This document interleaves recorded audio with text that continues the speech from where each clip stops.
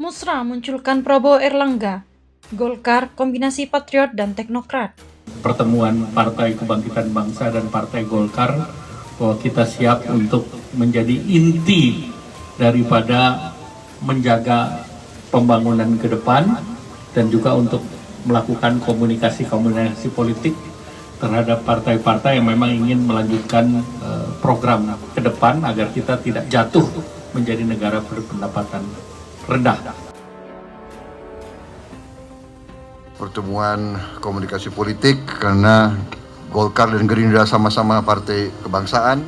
Sekarang kita bersama-sama dalam koalisi pemerintah Kabinet Indonesia Maju di bawah Presiden Bapak Joko Widodo.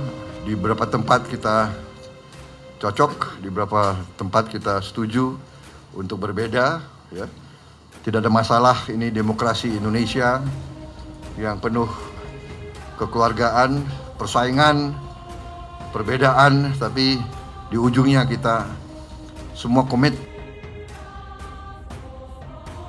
Prabowo Subianto yang sudah 2 kali kalah tidak sekedar ingin menjadi capres saja, bukan hanya membangun koalisi kandidasi saja, tapi koalisi eleksi atau election, soal winning the election, memenangkan pertarungan. Karena itu cawapres dibutuhkan Prabowo, bukan sekedar melengkapi tiket, tapi yang bisa melengkapinya memenangkan pertarungan. Nama Ketua Umum DPP Partai Golkar, Erlangga Hartarto, kerap masuk dalam 3 pilihan besar Musyawarah Rakyat atau Musra relawan Jokowi. Hal ini pun direspons antusias oleh kader Golkar. Salah satunya Ketua DPP Golkar, Nusron Wahid.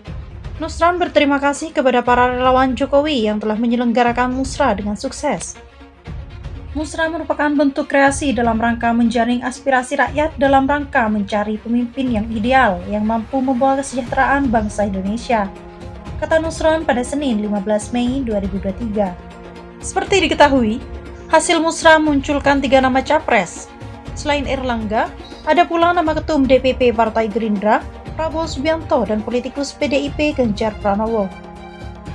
Dalam acara puncak Musra, Presiden Joko Widodo atau Jokowi menyinggung kriteria pemimpin, misalnya pemberani, dekat dengan rakyat, dan mampu menangani ketidakpastian ekonomi global ke depan.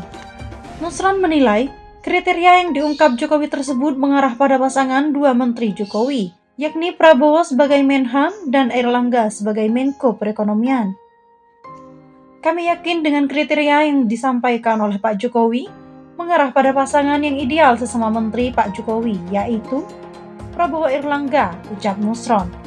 Menurut dia, Prabowo dan Erlangga adalah pasangan yang ideal jika disandingkan sebagai capres dan cawapres. Menurut dia, pasangan ini juga jauh dari praktik politik aliran, sebab keduanya kombinasi ideal.